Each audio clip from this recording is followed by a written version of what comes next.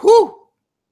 What is going on, YouTube? It's your boy Levon Kaysen, back again with another interview. Tonight's guest we got he's well known for many things. He's well known for the game talk, which is with Rags, with Brimstone, and Rambo's Corner. Yeah. He's also been doing his own thing with the whole network and stuff like that. Please welcome Geek Essentials. What's up, Shaner? Hey, what's going on, Levon? Thanks for having me on. Yeah, you're welcome. How'd you get into YouTube, and how'd you start getting to making a network? I got into YouTube kind of by accident. I just stumbled across El Presidor. I don't know if you know him, but he's an old troll, and I really wanted to do what he was doing. I really enjoyed his content, so I just gave it a try in about 2008, 2009. And as far as the whole network thing, I worked for a network underneath Freedom known as Vision Network, and I really enjoyed it. I loved the behind the scenes of YouTube.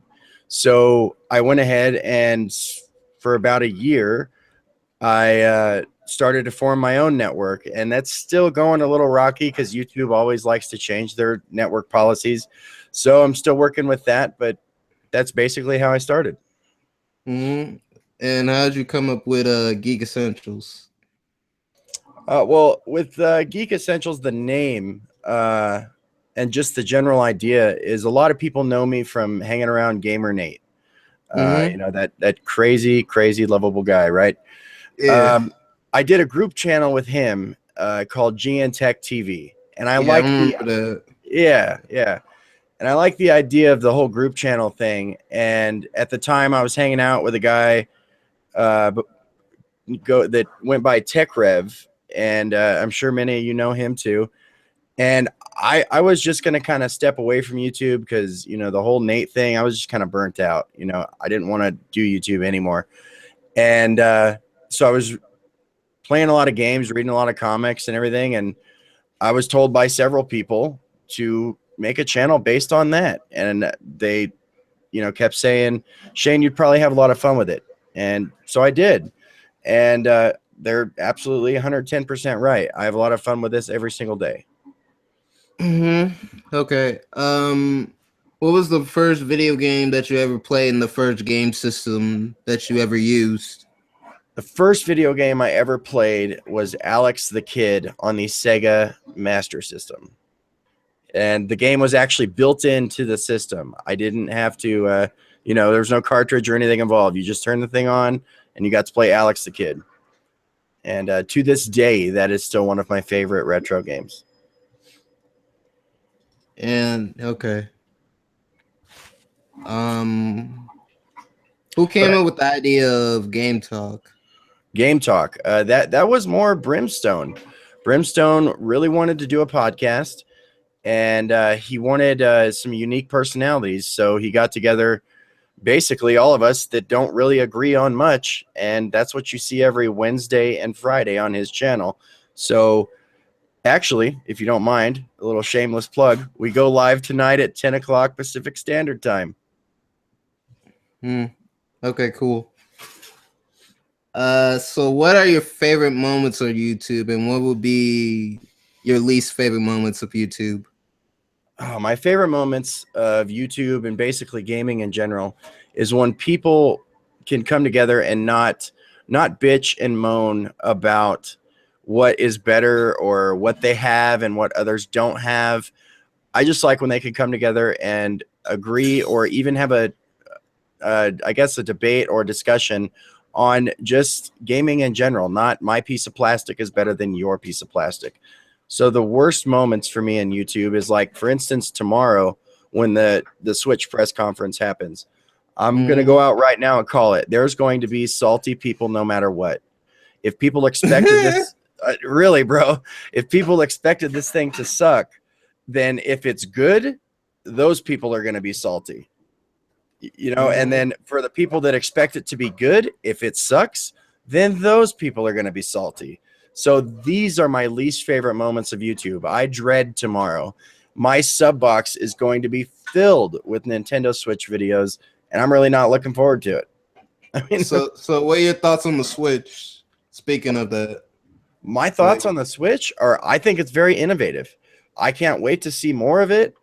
I'm looking forward to that part of tomorrow, like learning more about it. I'm just not looking forward to the YouTube videos. And I eventually want to get a Switch, but I've learned that with Nintendo and basically just about any console nowadays, is I'm gonna wait probably about 6 months till after it comes out. That way, any bugs are worked out.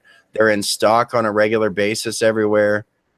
You know, because like I still can't find an NES Classic. I mean, everywhere's sold out always. So I'm just gonna wait that part out. Mm-hmm. What are your thoughts on the Switch? I haven't gotten your opinion on it. I like the idea. It's a nice alternative. It can be considered as a nice alternative to your PS4, your Xbox One, and your PC. I think it could be a nice alternative. I think Nintendo got something here if they play their cards right. I completely agree. It is definitely a nice change of pace. No motion controls or anything, different like that. I think they're trying to get back to gaming with the Switch. Mm-hmm. So what are some launch titles you hope to be on it? Well, I was going to ask you that. Oh, all right. Well, a launch title I really hope is on it is Dark Souls. We saw Dark Souls on the, what was it, that first preview. And it's not because I'm a Dark Souls fan. Honestly, never played a Dark Souls game. But I think if a game like Dark Souls can make it to a Nintendo console like that, then that's only a sign of more good things to come. Mm-hmm. So, and I definitely want to see a new Mario because I'm a sucker like you for platformers. I love them. Mm-hmm. Zelda would be cool. I think a lot of the Nintendo fans that have waited and waited on Zelda, they deserve for that game to be a launch title. And on that note, if they don't put it on the Wii U as they promised, I'm not sure if that's confirmed that they are or aren't. But I'm hearing that they might delay it like a couple months or weeks, something like that. Well, they need to put that on the Wii U. They promised, like all you guys that bought them day one and everything, they promised. So they really need to put that on the Wii U. Mm-hmm. But that's about, I think that's about it as far as launch titles. Like I want to see something that Nintendo normally doesn't do, just at least one thing that they don't do, such as Dark Souls. And then I want to see like what Nintendo's famous for, like Star Fox, Monster Hunter, Mario, that kind of thing. Mm-hmm. I think they're gonna give us a Mario, Zelda, maybe a couple third-party games, couple of third-party games such as FIFA, maybe Call of Duty, 2K17 definitely, and what else is there? Maybe Lego City Undercover. That would be cool. Yeah. I know that you don't want to discuss this maybe, but what was it like being with Gamer Nate? Oh, with I don't mind talking about Gamer Nate. He's a good dude. He kind of, well, I mean, he's leveled out a lot. So keep in mind that when I speak of Nate, it's the way he used to be. Nate constantly went off his rocker, as you guys have seen, when he, like threatened Dave with a knife. I mean, this dude, like, they don't call him like flip flop or whatever for no reason. He didn't just used to do that with consoles. It was with emotions and everything. I mean, with his moods, this guy was like, I guess, I don't know, like a firecracker that you never knew when it was going to explode. But don't get me wrong. He's a good guy. He's very smart. He knows his shit. And a lot of people don't give him credit for that. But he knew his shit when it came to a lot of things. He's what made the Nintendo community.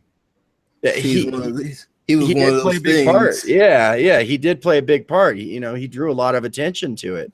And I don't know if that's because, he was a little on the nutbag side or however you want to put that. But yeah, Nate was a cool guy to hang around with for a little while. And then he, kind of lost his shit a little bit.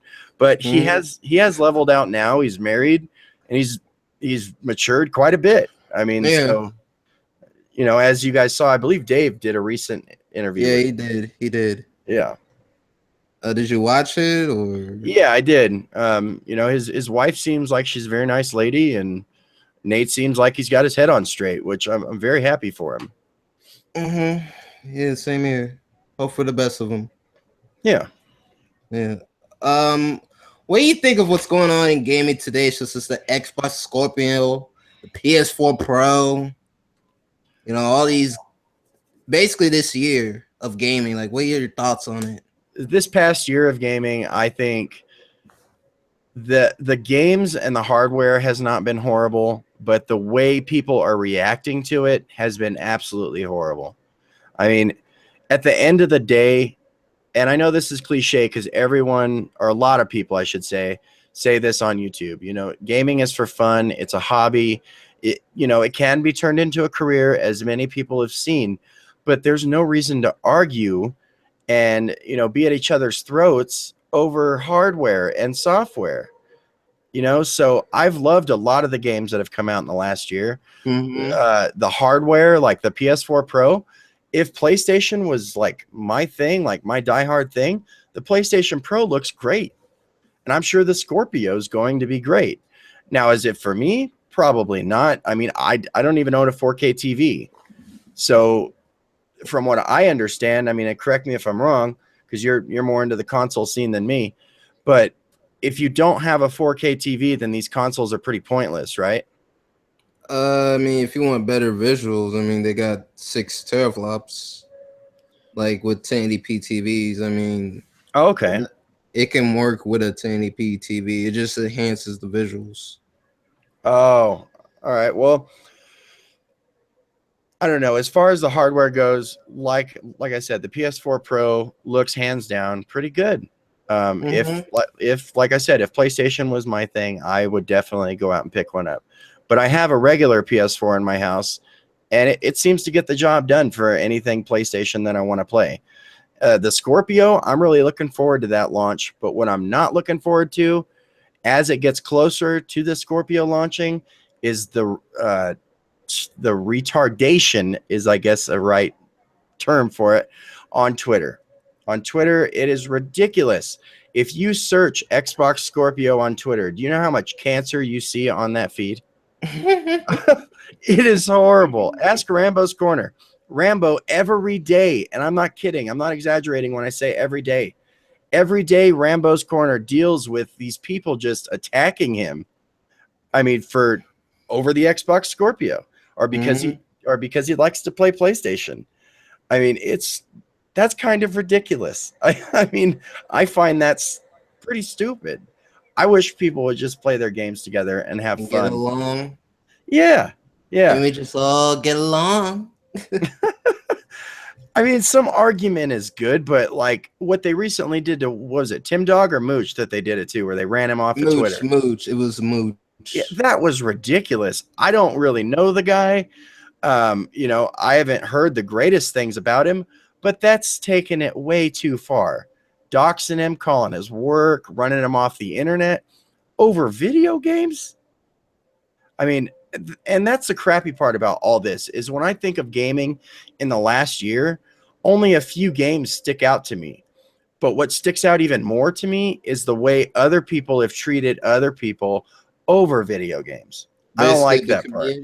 Yeah, the parts of this community are worse than like the ghetto in Compton.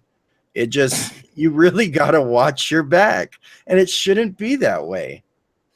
I mean, we're all here for the same reason. We love to play video games. We love technology, and we love to just hang out with people at the end of the day.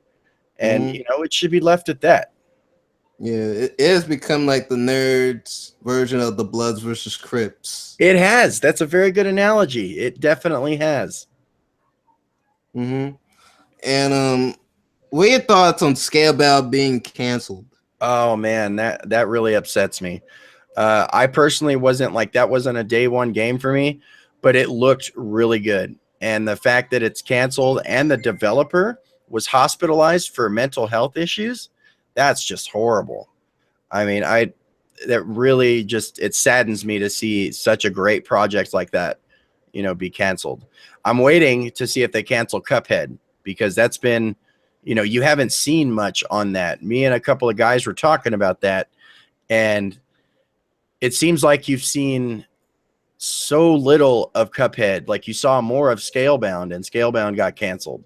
So I hope like titles like Cuphead and future Xbox exclusives in general, I hope they don't get canceled, because that's really what drives these console markets, is their exclusives. Yes. I mean, I would much rather see the next Call of Duty get canceled than, another exclusive. And that's saying something, because I'm a big Call of Duty fan. Could you imagine if Call of Duty was just exclusive to the Xbox brand only? Yeah, I could. Actually, last generation, there was a rumor that hung around for a while where Call of Duty was just going to stick to the Xbox. And I was a PlayStation 3 gamer last generation, so that really worried me there for a little bit. But at the same time, I can imagine it, and then I can't, because Activision, as well as I do, they love money. So I don't see them ever being exclusive to one company, But I was just going to say one last thing on the subject of Call of Duty. Anyone that watches this, listens to this, do not ever buy Call of Duty on PC. Take that for your advice for the day. The community dies out. It's not worth it. Okay. So tell us about this Beam service. Tell us about this Discord service. Tell us about that. Beam and Discord. That's like my two favorite things. Okay, so we'll start with Discord. Discord is it's a VoIP. It's an alternative to TeamSpeak and Skype and things of that nature. A lot of people find it complicated to use, but I personally don't. The guys I talk to on there really don't find it complicated either. It's pretty simple. However, the voice quality on Discord is amazing. Their features with their emotes and their servers, and the way you can set them up with text channels, and the bots that you can integrate in your servers are amazing. You can customize things to great lengths. However, they don't have camera support yet. It is coming. If you read the Discord guys' blogs, or follow them on Twitter, or even read the patch notes when they update it, they're always saying, there's more to come. There's more to come. And camera feature has been mentioned in there several times. So Discord, I'd recommend it to anyone that likes to play games with their friends and, doesn't want their call to drop over and over again. Because at least with my experience with Skype, that happens quite a bit. And as far as Beam goes, Beam is, I think, going to be Twitch's nightmare. And really? I'm saying that because the Beam app, or Beam, was acquired by Microsoft. And this winter, I've talked to a lot of the people at Beam, their community manager, and a few people above her. There's an app coming to the Xbox One where everything you can do with the Twitch app, you're going to be able to do with the Beam app. You're going to be able to live stream straight from your Xbox One to Beam.pro. Now, as far as I know, being that Microsoft acquired Beam, you're not going to be able to do that with a PlayStation. So on an Xbox, you can get your live stream, your content out to two different services right there on your console. Yeah. And the reason I like Beam so much is that with Twitch.tv, although it's a great platform, as far as the technology, it's great. But the community at Twitch, there's a lot of the community that is just toxic. I don't know if you've ever played League of Legends, Levon. Have you played League? No, I've heard of this game. I've heard of it, but I never played it. The people on League of Legends, like, if you don't know what you're doing, they will just tear into you. They make the game no fun. Twitch is kind of like that for me.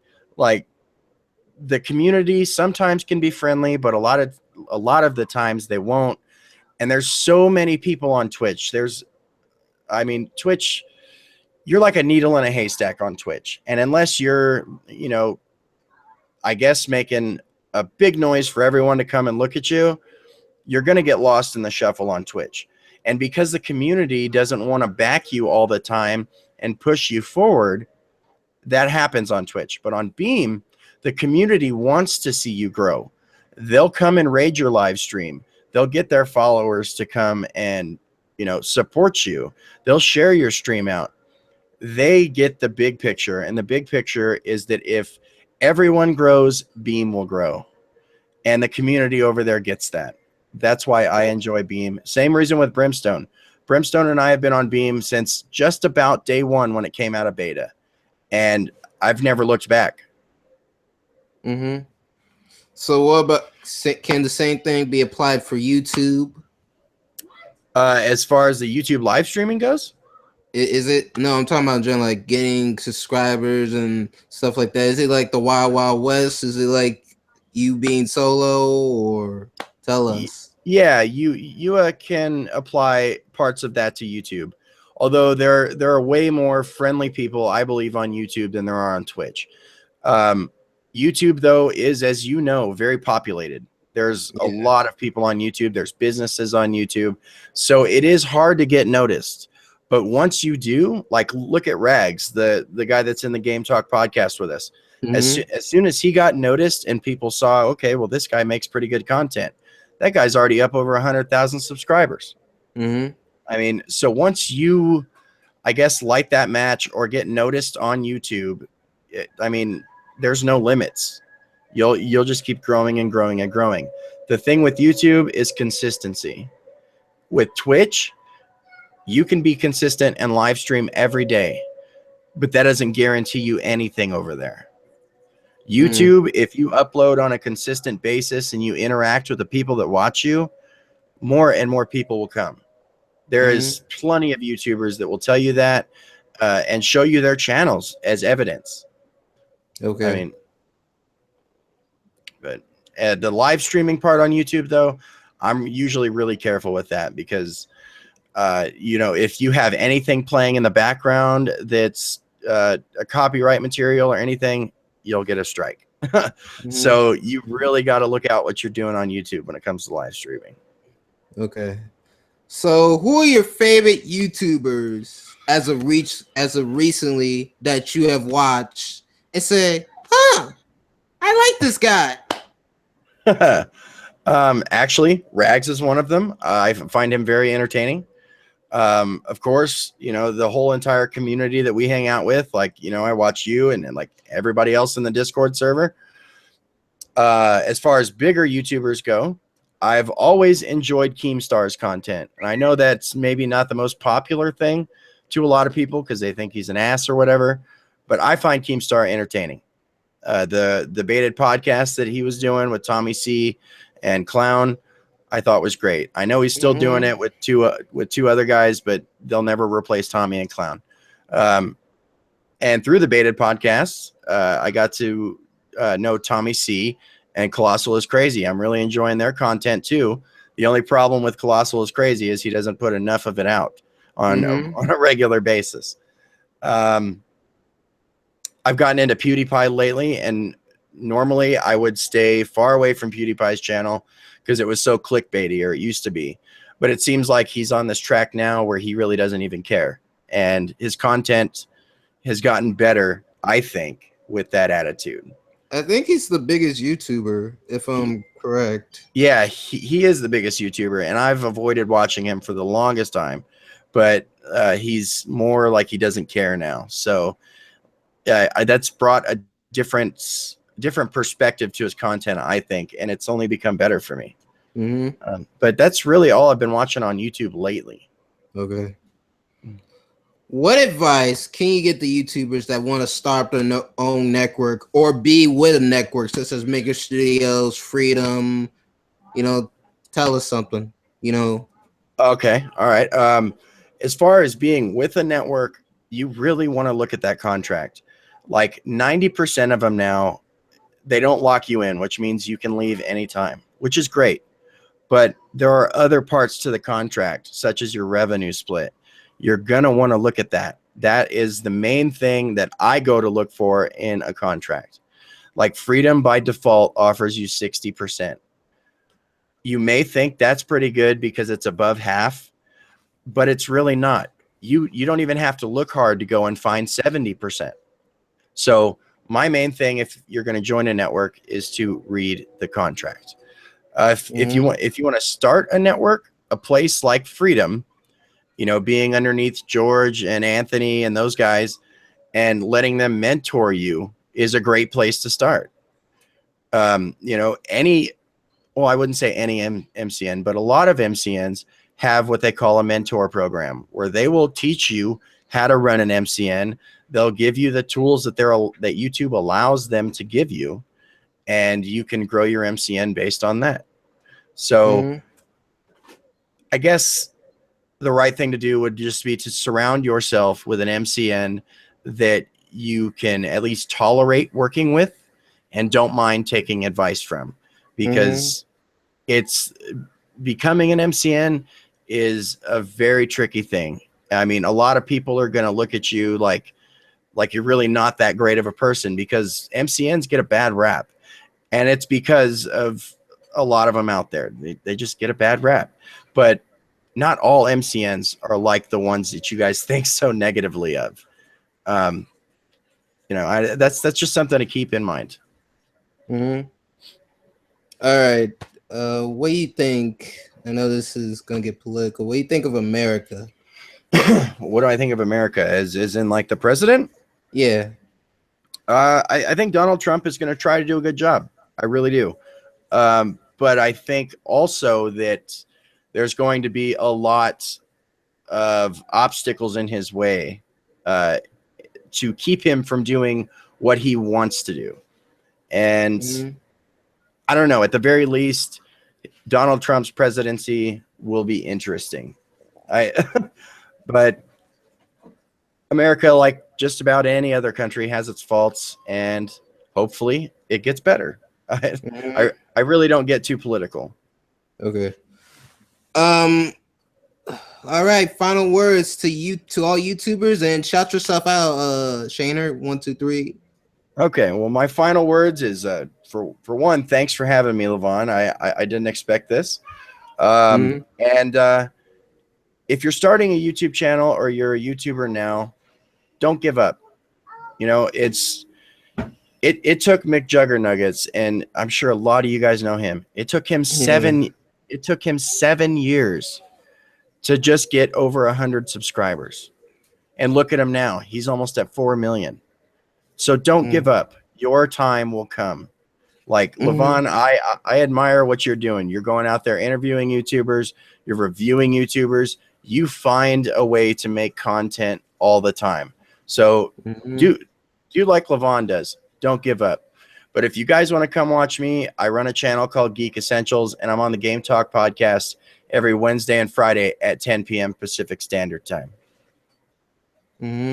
Okay. So, all right. Is there any questions for the chat? No questions. All right, guys. Thank you, Geek Essentials, for coming. Thank you, Shana 1 2 3. Please rate, comment, subscribe to Geek Essentials channel. Please rate, comments to my channel. Please rate, comment, subscribe to my channel, Geek Essentials channel. Peace.